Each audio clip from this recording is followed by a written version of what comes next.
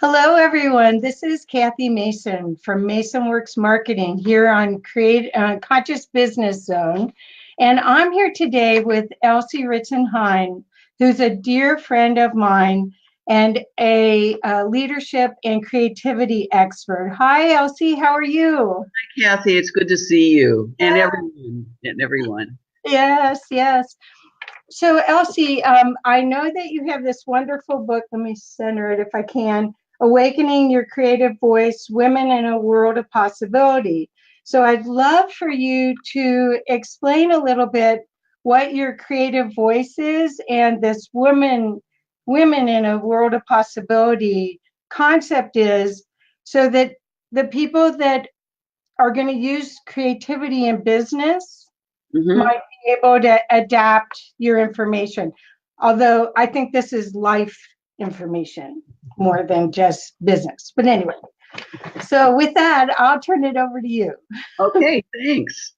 Um, the creative voice, first of all, is not really just for women. So if there are gentlemen that are listening, I would assure them that it's the book, if they're interested in reading, is an opportunity for them to be aware also of their creative voice. Like you say, it's life information. It really is for everyone. The reason that I focused on the work for women is that I believe we're in a time when the feminine voice is becoming much more prominent, and perspectives are showing up in the business world as well as in the world at large. And I wanted to encourage the women to bring forth their voice, that feminine voice that they own, in ways that they may not have thought about doing before. But the creative voice is really the voice that we're born with. It's the voice that we hold at birth, and that we see our children using when they're very young, that they use without actually being told. And that if we allow that voice to be honored and to be supported and to come forth throughout our lives, it takes us really to a different place in the world than it might if we don't allow that voice to come forward. So for me, it's a part of the living system that we are, and that it comes in with us. We're here to be creative. And it resides both in men and women. It's perceived really more in many ways as a feminine characteristic than we might know if we work with it a little bit more. So if we go to business, which is I think a fascinating place to talk about creativity, one of the models that I use, one of the characteristics in the model that I use in the book is I work with a playground. And the seesaw I always go to as one of the first perspectives on the playground for business, because it holds both sides.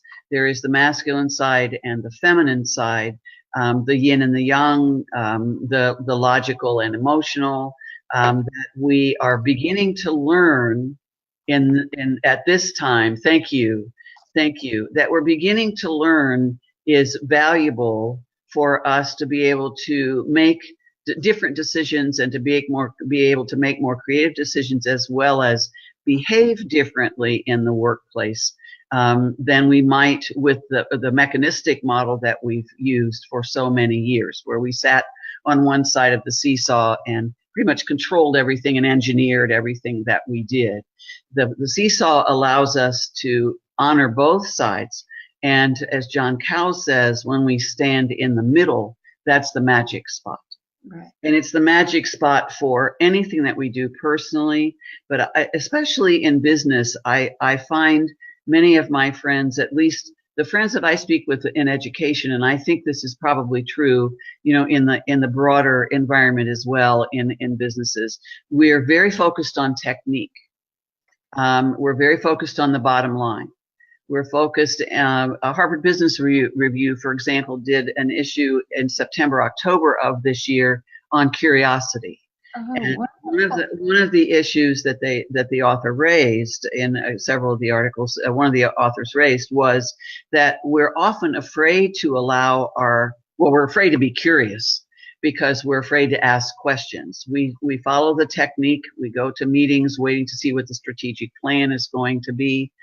Depending on what level we work, we tend to sort of hold ourselves in a place where we know it's safe, and where if we're asked, we offer suggestions, but we don't do that readily. And the CEOs and administrators in public education or at the university level or whatever are often afraid to ask for curiosity because there's a sense that they lose control of the structure and lose control of whatever it is that they're in control of. Right. And how wrong is that? I mean, you're dumbing down your possibilities. Yes. You're totally because you're restricting it. Yes. That's what I find in marketing when people do tactics only without strategy, without the strategy and the creative choices, making conscious choices, the tactics don't work normally. I mean, you can't get from here to there just by doing these things without any passion or heart or creativity, or at least in my experience. Well, and I think the heart is especially interesting when we go back to where is that creative self that's inside of us, which is one of the questions that I ask, is when we begin to be aware. I think the awareness is critical. And most of us are not aware of our creative self because it's schooled out of us. Right. Been, for the past many years, been schooled out of us. There was a quote I found just recently from John Lennon that says something like, every child is creative until he's told he's not creative. Right, yeah. I don't know that we tell our young people that are coming either into business or into schools or whatever that they're not creative. I don't know that we actually say that, but we don't ask them to be as often as we might. Well, I think it's giving them the space to be that. Exactly. Elsie, it's not really asking them. It's everything is so regimented, and I find this in business too. I feel the future conscious business is more team-like. Right. And in a team, everyone gets to be in this diagram. The diagram's a circle, and you get to see, whoops, I can't do it this way, but you get to see all these different places that you could stand and make your choices, right, and perspectives. So it's a holistic view of an issue and a possibility, rather than this is the way we've always done it. And no, because you can't break into new frontiers with the same. Didn't Einstein said that you can't solve a problem with the same mindset that created it? Right, exactly. It's the same thing. Yeah, and I think the fear. Well, there is a great deal of resistance, and that we hold naturally anyway. That I can tell myself 1,000 times that I need to write a blog for my website, for example, and then I can say to myself, well, I don't really feel like doing that today. Or maybe I'll do that tomorrow, or it's not going to be as good as the one I wrote the last time. Any number of things that I can say to myself rather than standing in the possibility space, which is in the center of the merry-go-round in the model, and saying, what is it that I'm curious about? What is it that I want to share? What if I talked about this? We've talked about what if in the larger frame, in business and education for many years. But what I find now is that there's so much fear about getting the right answer, having the right solution to compete globally, having not making mistakes. And we talk a great deal about the need to be more creative, where there's much more writing that's coming through, I think, from business and also from education. We talk about being creative all the time. I'm not convinced that many of us really know how to do that. And I think that's part of the reason that the book seems so important to me. And especially for women to step into their natural space, and for men to be aware that that partnership and that collaboration, we don't create often in a vacuum. Some people do, but we don't often create in a vacuum. It's the collaboration, it's the relationships, it's the interaction, it's finding new ideas and new solutions by sharing them with people who are on our team. It's exploring together, playing with things, taking the white page off of the chart tablet and throwing it away because this isn't working. It's the way we've always done it before. It's having that curious and being able to improvise, I think, is huge. That's also showing up a great deal in the writing, is the improvisation.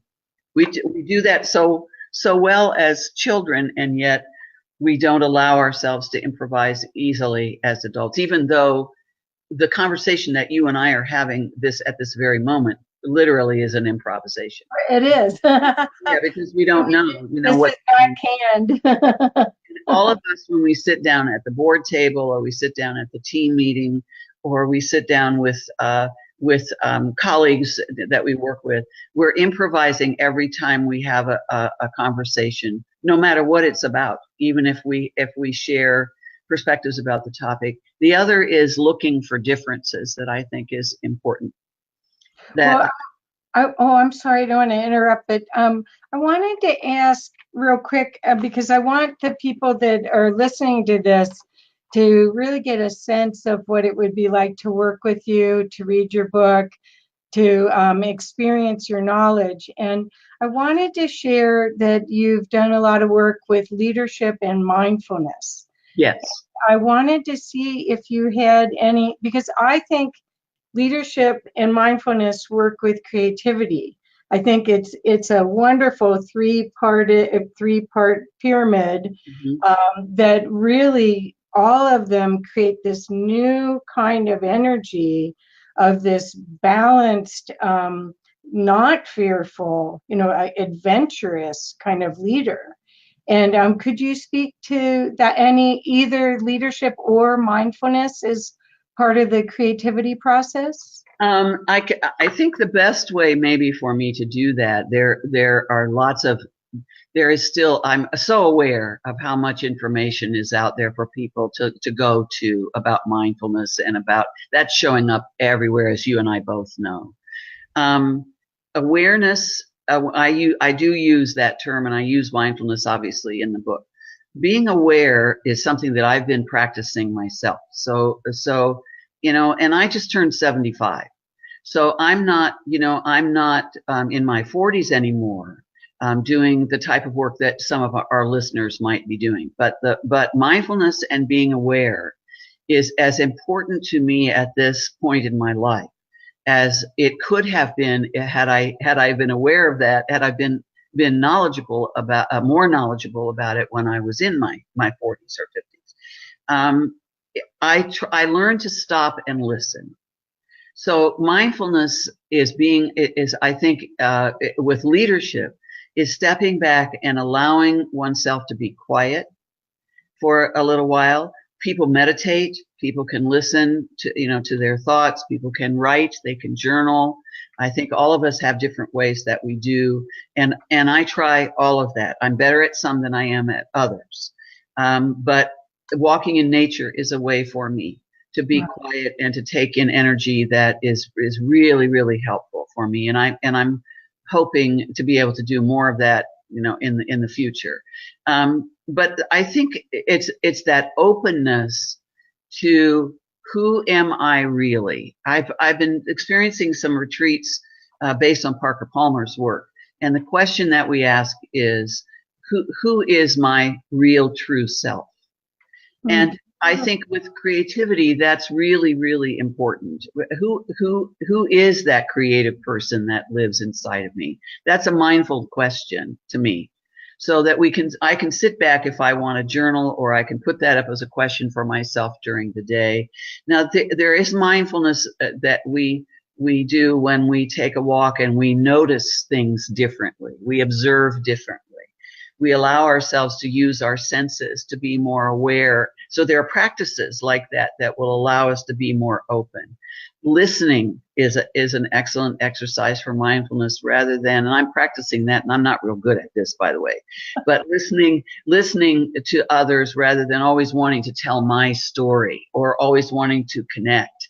And for me, that's a natural thing to do that really isn't always necessary. I can learn a great deal more about the other person, about their thoughts, about their different ideas, but I also learn about myself as a listener. So it's really that the possibility space to me is that you step into that, what we could describe as a universal field. You could listen, you can focus on the magic spot, you can focus on any numbers of ways on mindfulness. You can focus on being original. You can focus on just how you're feeling in that spot. I think that's another thing. The thinking and feeling, the magic spot between thinking and feeling is often anything like that. We can begin to be mindful of. We can be mindful of how our hand feels on the doorknob when we open the door. So we can take it at a variety of different levels to practice. But creativity is all about what's inside that comes outside. And then when it comes outside, we can share, we can look at it, we can say this will work, this will not, and go back inside, everyone individually and everyone on the team. And being willing to do that in a business is very, very different from what we usually do. Right. Well, that's what I think the future is, team. And I do think that tools like yours, where you reduce the fear, you encourage creativity and unique expression, because anyone that's on the team is on the team for their voice. And so, but that's in the hierarchical environment, their voice, you can even use your experience in being a superintendent of schools and working in the education system, where it's so hierarchical that the person that really knows down here voice isn't heard in the decision-making process. And so I'm seeing this as a conscious business tool in every way for your life, for your business, and I'm seeing that it's really needed now.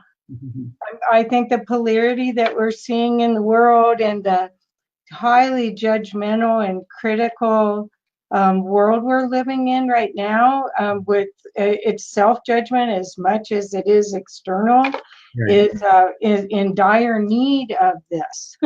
Personally, I feel that way too, and I feel the longer I watch that we're right. I think right now, we don't need to spend a great deal of time on this at all, but I think right now we're in the chaotic state that happens before something different emerges. We're really literally in the possibility space, watching the chaos, and it hurts in a variety of different ways.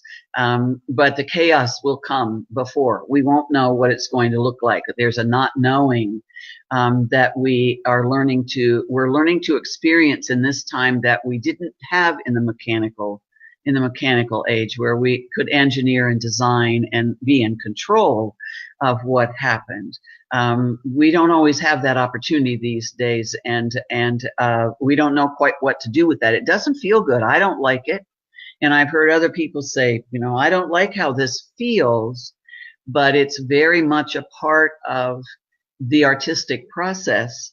And it's a part, I went to see parts of Handel's Messiah on Sunday, for example. Oh, beautiful. And it was just lovely. And I needed a hallelujah, I said. So I said, let's go together. I just need to hear the chorus. I just needed to hear that. It was wonderful. But I there all of this time, having been a musician myself, and watching the conductor and all that. And I thought this time a thought I've never thought before. And I wondered what in the world it took for Handel to produce something like that piece Oh of. my gosh, that's the creativity of Yeah, and I think, I think of my friend Sue Markin Bemis, who lives north of me here in Michigan, who is a wonderful, wonderful visual artist. And I think, where does she get her ideas? And she has a lovely studio that's attached to her home, and people come there to work, and they work in community, and they get to know who she is, but they also get to know more about themselves. They use that medium. Some use music. Some use my friend Stephanie, who is going through some really interesting, life-changing experiences by discovering who she is as a dancer teacher. Oh, wonderful. And it's fascinating to watch that. I think that's the spirit that I would love to be able to impact through my work at this point in my life. And it doesn't matter to me the age of the person. I'm more focused at this point, I think, on beginning, especially working with young women, because I would love to have them find their voice more quickly than I did. And that's just pretty plainly spoken. It took me way too long to find my voice. And writing this book was literally it was my voice, and it was literally a transformation and a transcendence for me that changed my life in many, many ways. And it's wonderful to be able to share that. But I think each of us has that spirit. It's just finding a way to not be afraid, to be curious, and to improvise, and to explore, and to do that. And also, if we're in charge, opening that space for possibility that is there for everyone in the business, or in the classroom, or in our home, or whatever. The possibility space is huge. Right. And we're snap dab in it, because so many people are not complacent. They're looking for a better way in every aspects of their life. It's the perfect time for your work, and I really use this book. So there was at the beginning of our talk, there was a gentleman that asked about where to get your book. So I want to make sure that you explain your website, or if people might be interested in coaching or taking classes with you, how they could contact you. So that this Elsie is a remarkable resource, you all, for this process, and a way to change your life for the better, even if it's one-on-one, if it's not about business. Right. Because everything starts with you anyway. That's where consciousness starts. Right. But these processes, and her wisdom, and her kind, gentle manner of the way that she guides you through these changes is it's rare. It's rare anymore. So I really want to thank you, Elsie. And Elsie, will you say your website so that they could find you and find your book? The website is elsieritzenhein.com, and they can. There is a link on the site. And I haven't been to the site in a bit because I just had hip replacement surgery. So I just want to mention to the folks who go on that when I say I need to write a blog, I'm not kidding. So they'll know. I can put the link here too. So elsieritzenhein.com, and they can email me at elsie@elsieritzenhein.com if they would like. The book is available on Amazon. It's a bestseller. That I'm excited to say. Usually when I mention that to people, they go, "Oh, wow!" So I'm excited to say that. And there is a link to Amazon also on the site, but they can go directly to Amazon if they put my name in or the title of the book. They can find it there. And you do have classes coming, and you have been doing some workshops, and you do some consulting. So I do some of that. That's going to pick up considerably now that I'm back, walking like a normal person and doing some regular work again. And so much of that will begin to pick up. If they're interested in talking with me personally, they can certainly contact me by email and just mention they'd like to have a conversation. I'd be happy to do that. Great, great. Well, thank you so much, Elsie, and thank you for your beautiful work. We No. really, we need it. We need it, and we don't miss it, you guys. Don't miss this. Thank you so Okay. much, Kathy. I'm honored to be with you, and Oh, thank you so much for okay. moving forward. Bye-bye. Well, we